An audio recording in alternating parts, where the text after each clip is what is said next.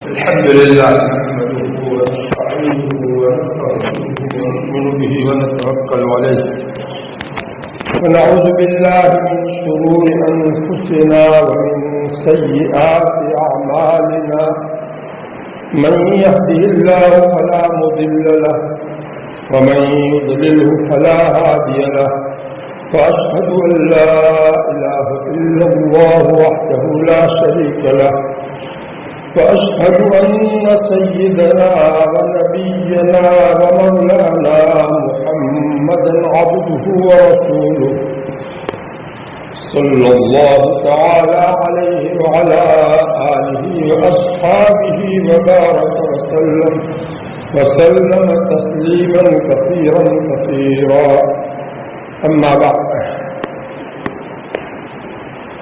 قابل احترام علماء کرام اور میرے پیارے ایمانی بھائیوں، رمضان المبارک کا یہ دوسرا جمعہ ہے۔ ہر سال میں دوسرے جمعہ میں تراویح کی فضیلت کو تازہ کراتا ہوں جو حدیث شریف میں بیان کی گئی ہے، اور وہ فضیلت بہت بڑی ہے، معمولی نہیں ہے، بہت بڑی فضیلتیں ہیں، ایک دو نہیں کئی فضیلتیں ہیں اور بڑی بڑی فضیلتیں ہیں۔ جتنی زیادہ اہمیت تراویح کو ان فضیلتوں سے معلوم ہوتی ہے، اتنا ہی زیادہ امت نے تراویح کو جلدی جلدی پڑھنے کا مزاج بنا کر کے خراب کر رکھا ہے، ناقدری کر رکھی ہے۔ سب جگہ ایسا مزاج بنا ہوا ہے، جلدی تراویح جلدی ہونی چاہیے۔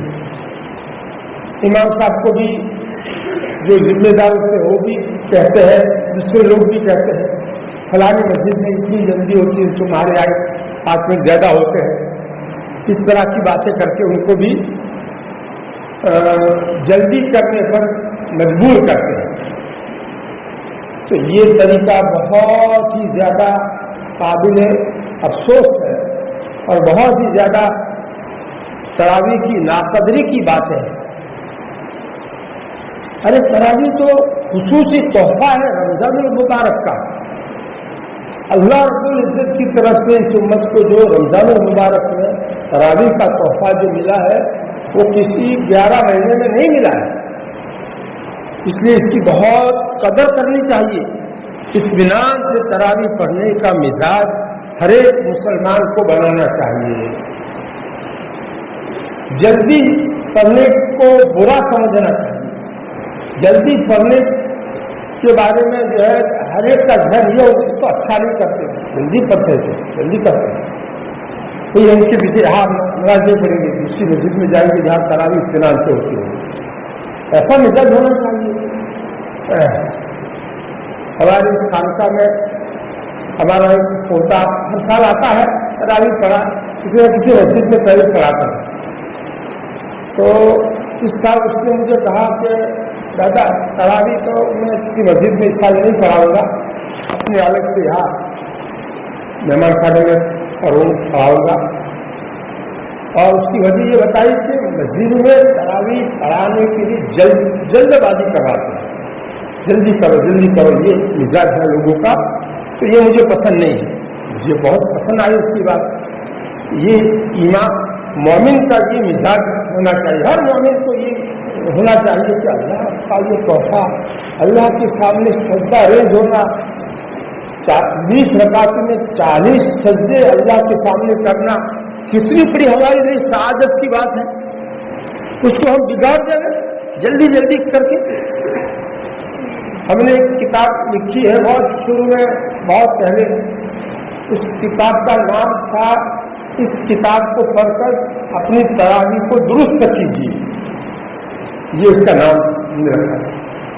اس میں جلدی جو تراویح پڑھتے ہیں اس میں کتنی ساری سنتیں چھوٹ جاتی ہیں اور کتنے سارے مکروہات کا ارتکاب ہوتا ہے، کتنے سارے مکروہات اس میں जो है जमा हो जाते हैं,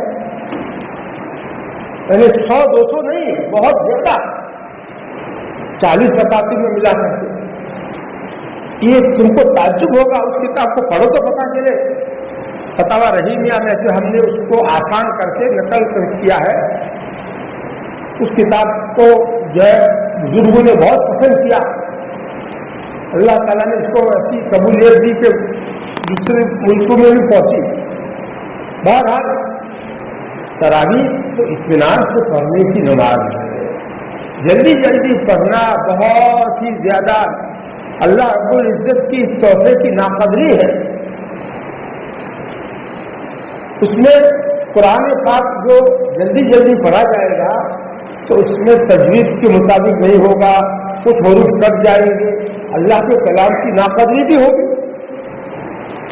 और जो है रुकू सजदे के साथ जो कौमा जलसा है वो जल्दी जल्दी अदा करने की वजह से उसमें सिर्फ सुन्नत नहीं बल्कि वाजिब छूट जाते हैं। तादील अरकान यानी ठहरना, दो सजदों के बीच में सीधा बैठने के बाद थोड़ी देर ठहरना ये वाजिब है। रुकू से सीधा खड़ा होने के बाद थोड़ी देर रुकना ये वाजिब है। तो कहा कि इस्तिलाह में इसको तादील अरकान कहते हैं और हदीस की इस्तिलाह में इसको तमान्नत से ताबीर किया गया है। तो ये वाजिब खतरे में पड़ जावे, वाजिब छूट जावे, ऐसी नमाज क्या काम आएगी? इतनी सारी सुन्नतें ज़बा हो जावे, इतनी सारी मकरूहात का मजमुआ बन जावे, वो नमाज कैसे कबूल होगी? इसलिए भाई मैं आज ये जो हदीस सुना रहा हूँ तरावी की फजीलत के बारे में, उसको आप अच्छी तरह से तवज्जो से सुनिए ताकि पता चले कि हमारे नबी सल्लल्लाहु अलैहि वसल्लम ने तरावी की कैसी कैसी फजीलतें बयान फरमाकर उम्मत को आमादा किया है कि इसकी बहुत कदर करें। इत्मीनान से पढ़ने की ये नमाज है, जल्दी जल्दी पढ़ने की नहीं है। जानते थे अल्लाह के नबी सल्लल्लाहु अलैहि वसल्लम, अल्लाह ताला जानते थे कि मेरे नबी की उम्मत आइंदा जा करके जो है वो जल्दी करेगी, इसलिए ये फजीलतें अल्लाह ताला ने अपने नबी के दिल में डाली और उन्होंने बयान की हदीस के अंदर। और ये हदीस जो है हज़रत अबू सईद खुदरी रज़ी अल्लाह अन्हु सहाबी है, उससे बरवी है। और हयातुल मुस्लिमीन हज़रत मौलाना खानवी रहमतुल्लाह अलैह की बहुत अहम किताब, जिसके ऊपर उनको अपनी नजात का गुमान था कि अल्लाह ताला मेरी नजात फरमा देंगे इस किताब की वजह से, इतनी ज्यादा उन्होंने इस किताब को तमाम किताब लिखा है। उसमें ये तरावी की फजीलत वाली हदीस आपको जो सुनाता हूँ, उसमें पहली फजीलत तो ये बयान की है कि तरावी में हर सजदे के बदले में 1500 नेकियां अल्लाह ताला लिखते हैं। हर सजदे के बदले में कितनी नेकियां? 1500। तो जो है 20 रकातें हम पढ़ते हैं तो कितनी नेकियां हुई? बताओ, 60,000 नेकियां एक रात में। इत्मीनान से तरावी पढ़ोगे तो 60,000 नेकियां मिलेगी। 60,000 रुपये अगर बोले जाए फौरन आदमी को समझ में आ जाता है। नेकियां कुछ भी नहीं सोचता ही नहीं आदमी। अरे क़यामत के दिन एक नेकी की कमी होगी तरावी में तोलने के वक्त में, उसकी वजह से उसके लिए जहन्नम का फैसला हो जाएगा। एक नेकी की कमी की वजह से बुराई वाला पलड़ा जो है वो नीचा होगा और नेकी वाला पलड़ा ऊंचा होगा। वो तराजू इतना सही फैसला कर रहा होगा कि एक छोटी सी राय के दाने के बराबर छोटी सी नेकी की कमी होगी तो उसको भी वो तराजू जाहिर करेगा और उसकी बिना पर उसके लिए जहन्नम का फैसला होगा। ये बात मैं अपनी तरफ से नहीं कह रहा हूँ, हदीस में है। इसलिए एक नेकी की कदर उस वक्त होगी, यहाँ 60,000 नेकी की कदर नहीं हो रही है। एक रात में 60,000 नेकियां मिली तरावी के ऊपर, तो बताओ 10 दिन में कितनी नेकियां हुई? 10 दिन की तरावी की नेकियों को जमा करो, 6 लाख हुई। तो इसका 3 गुना कर दो, 18 लाख। ओहो, अगर इत्मीनान से तरावी की नमाज उम्मत पढ़े तो 18 लाख नेकियां मिले। और इसको खराब करने की वजह से इसके कितने सारे जो है मकरूहात और कितनी सारी सुन्नतें ज़बा हो करके बिल्कुल और जो है वो उसके मुंह को फेंक देने के काबिल हो जाती है। इसलिए भाई इसकी तबलीग करो, इसकी लोगों को समझाओ कि भाई तरावी तो इत्मीनान से पढ़ने की नमाज है, जल्दी जल्दी पढ़ने की नमाज नहीं है। दूसरी फजीलत सुनो, अल्लाह के रसूल सल्लल्लाहु अलैहि वसल्लम फरमाते हैं कि तरावी की वजह से अल्लाह ताला तरावी पढ़ने वाले को जो इत्मीनान से पढ़ेगा तो उसको जन्नत में एक घर सुर्ख याकूत का बना करके देंगे, और वो घर इतना बड़ा होगा कि उसके 60,000 दरवाजे होंगे। दुनिया में कहीं कोई घर ऐसा देखा है? किसी बादशाह को ख्वाब में भी आया है 60,000 दरवाजों वाला घर? ऐसा जो है शाही ठाट वाला जो है बंगला, उसको क्या कहना चाहिए? तो यहाँ की बंगली बादशाहों का हो, वो भी सब बंगलियां उसके मुकाबले में है। वो 60,000 वाला जो है मकान क्या होगा वो? ये किसको मिलेगा? जल्दी जल्दी पढ़ने वालों को, तरावी की नमाज खराब करने वालों को मिलेगा। अरे तरावी की नमाज को अच्छी तरीके से पढ़ने वालों को मिलेगा, याद रखो। और सिर्फ इतना ही नहीं कि ऐसा बड़ा मकान मिल गया जिसके 60,000 दरवाजे हैं, इतना ही नहीं बल्कि हर दरवाजे के मुतालिक एक सोने का महल होगा। तो कितने सोने के महल हो गए? बोलो, 60,000 सोने के महल भी मिलेंगे। किसके? सोने के महल, जो सुर्ख याकूत से आरास्ता भी होंगे। सोने के महल खोदानु घर नहीं, माटीनु घर, सिमेंटનું घर एक भरण तो भी कभी આ રમઝાનનું ઘર પૂરો મહિનો તમે ઇત્મીનાનથી તરાવી ભરશો તો તમને તૈયાર એક મકાન શાનદાર બનાવી આવશે।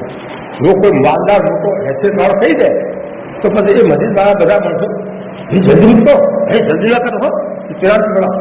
हाँ, देखिए आज भगवान से जब दुनिया में जो मिलता है वो तो नजर आता है, तो आदमी उसकी वजह से तो आज जो है सब कुछ करता है, तकलीफ उठाता है। लेकिन आखिरत की चीज का यानी क्या समझ रखता है इन वादों पर यकीन मुसलमानों का कितना कमजोर हो गया है। हमारे नबी की बातें हैं, कितनी सच्ची बात है, तो कितनी फजीलतें। अभी किसी ने 3 फजीलतें हो गई, नेकियों वाली फजीलत और ये बड़ा मकान और फिर उसके साथ 60,000 सोने के महल, 3 फजीलतें हुई कि नहीं? चौथी फजीलत सुनो, हर सजदे के बदले में अल्लाह ताला एक ऐसा बहुत बड़ा दरख्त इनायत फरमाएंगे। इतना बड़ा वो दरख्त जन्नत में होगा कि उसके साए में सवार आदमी, पैदल आदमी नहीं, सवार आदमी 500 बरस तक चलता रहे। इतना बड़ा उसका साया होगा कि 500 बरस उसमें चलता रहे। 100 वर्ष कोई न मरे जिंदगी है, 100 वर्ष कोई जो है घोड़ा का ऊपर सवार थी दौड़ावे तो कितना उठी पहुंचे? बोलो, और से इंग्लैंड पहुंचेगा ना, अमेरिका पहुंचेगा ना, यहाँ से आगे पहुंचे 100 वर्ष करना क्या? और 500 बरस उसके साए में आदमी, सवार आदमी चलता रहे तो कितना बड़ा वो दरख्त होगा। एक सब्जी के बदले में ऐसा एक दरख्त तो 40 सब्जे होते हैं कि नहीं? हाँ, पूरी दुनिया का चक्कर लग जाएगा। इतना पूरी दुनिया में वो दरख्त समा सकते, इतना बड़ा वो दरख्त होगा। और ऐसे ऐसे दरख्त कितने, एक सब्जे पर एक तो 40 सब्जे होते हैं ना। अरे 20 रकात में कितने सज्जे होते हैं? तो ऐसे ऐसे 40 दरख्त। अरे इस तरह से बोलना चाहिए, हदीस को समझाना चाहिए। 40 दरख्त, ताकि लोगों की आंखें जर खुले। आंखें जर लोगों की वो बंद रहती है, तो आंखें खोलने के लिए अंदाज भी ऐसा इख्तियार करना चाहिए। है तो एक मसला तो मुझे ये तरावी के बारे में, तरावी की फजीलत को ताज़ा करा कर इत्मीनान से तरावी पढ़ने का मिजाज बनाओ, वरना बहुत भारी खसारे में रहोगे, बहुत भारी नुकसान में रहोगे। इसको बाहर रखिए। यार अब एक दूसरी हदीस सुनाता हूँ, ये मारूफुल हदीस में से है। ये जो हदीस सुनाना चाहता हूँ वो मामलात के मुतालिक हदीस है, माली मामलात के बारे में हदीस है। आजकल लोगों ने नमाज रोजा वगैरह इबादत को तो दीन समझा है, लेकिन अपने माली मामलात को अल्लाह के हुक्म के मुताबिक बनाना, इसको दीन ही नहीं समझा। माली मामलात के अंदर अपनी मर्जी से जो चाहे ऐसा करो, इसको बेदीनी समझते ही नहीं। हालांकि माली मामलात के बारे में भी कुरान में अहकाम है और अहादीस मुबारका में भी बहुत तफसीली अहकाम है। बुखारी शरीफ में, सहीहुल बुखारी में इमाम बुखारी रहमतुल्लाह अलैह ने 22 किस्म के मामलात बयान किए हैं। माली मामलात कितने बयान किए हैं? 22 किस्म के। जैसे एक तो खरीदो फरोख्त एक मामला है, इसी तरह जो है किसी को मजदूर रखना ये दूसरा माली मामला है, या मकान किराए पर देना ये अलग मामला है। इसी तरह गिरवी रखना ये अलग मामला है, या अपनी जमीन किसी को बोने के लिए देना मुजारात ये अलग मामला है। इस तरह के माली मामला अलग अलग किस्म के 22 किस्म के बयान किए हैं और उसके बारे में हदीस से बहुत तफसील से बयान किए हैं। और ये सारी बहुत लंबी चौड़े जो है हदीसों का सिलसिला जो लाए हैं वो इबादत के बाद लाए हैं इमाम बुखारी रहमतुल्लाह। ये बताने के लिए कि इससे पहले जो हमने इबादत का बयान किया है, नमाज रोजा हज ज़कात, ये चारों इबादतों को जो हमने बयान किया उसके बारे में हदीस से बयान किए है। तुम ये इबादतें करोगे, ये इस्लाम के बुनियादी अरकान और फराइज बजा लाओगे, तो उसके जो नेकियां तुमको मिलेगी वो नेकियां तुम्हारे काम कब आएगी? जब तुम्हारे मामलात सही होंगे। इसलिए उसके साथ फौरन मामलात का बयान कर रहे हैं। मामलात अगर सही नहीं करोगे, माली मामलात शरीयत के मुताबिक नहीं होंगे, अल्लाह के हुक्म के मुताबिक नहीं होंगे, तो तुम्हारी ये सारी इबादतों की नेकियां, जो नेकियां तुमको मिली वो नेकियां क़यामत के दिन उनके पास चली जाएगी जिनका कोई माली हक तुम्हारे जिम्मे होगा। अल्लाह ताला उनको दे देंगे। वो तुमने किसका माली हक दबाया था, नहीं दिया था, उसकी वजह से उसको दे देंगे, तुम खाली हाथ ले जाओगे। इसलिए अपनी नेकियों की हिफाजत करनी है तो मामला को दुरुस्त करो। ये समझाने के लिए इमाम बुखारी रहमतुल्लाह अलैह ने इबादत के बाद फौरन मामलात का बयान किया है और 22 किस्म के मामला बहुत लंबी चौड़ी हदीस का सिलसिला ला करके बयान किया है। तो आज ये एक हदीस सिर्फ आपको सुनाना चाहता हूँ मामलात के सिलसिले में। मामला 22 किस्म के मामलात में से एक मामला होता है इजारे का। इजारा यानी किसी को मजदूरी पर रखना। मजदूरी पर रखना यानी उससे कोई भी काम तय करके कि ये काम तुमको करना है और महीने का तुम्हारा पगार इतना मैं दूंगा। आजकल ऐसा ही होता है। अरे भी मजदूर के लिए माहाना उसका पगार नक्की करते हैं, हर महीना पूरा एक महीने का पगार तुम्हारा इतना, इस तरह से तय करते हैं कि नहीं करते? चाहे वो सरकारी नौकरी हो या प्राइवेट नौकरी हो या कोई मुदर्रिस पढ़ाता है कहीं, तो वो भी किस्म की जो है मजदूरी और मुलाजमत है। उसको भी शरीयत में अजीर कहते हैं, अजीर खास कहते हैं। एक अजीर आम होता है, एक अजीर खास होता है। तो ये अजीर खास होता है। जो मुदर्रिसीन जो पढ़ाते हैं वो अजीर होते हैं, यानी मजदूर उजरत पर वो काम करते हैं, उनको तनख्वाह भी मिलती है, वो उजरत है। इसी तरह कोई किसी के वहाँ प्राइवेट नौकरी करता है तो ये भी मजदूर है। उसका काम जो तय हुआ है वो काम वो करेगा, उसके ऊपर उसको पगार महीना पूरा होने पर देना उसके ऊपर लाजिम है और मास्टर्स के ऊपर लाजिम है। अब इसमें आमतौर पर वक्त पर अगर ये पगार न दिया जाए और कई महीनों का पगार जो है अभी तक बाकी है और उसको दिया ही नहीं है, तो उसके बारे में हदीस शरीफ में क्या आया है وہ میں حدیث سنانا چاہتا ہوں، غور سے سنو۔ عن عبد الله بن عمر قال قال رسول الله صلى الله عليه وسلم اعطوا الاجير اجره قبل ان يجف عرقه رواه ابن ماجہ۔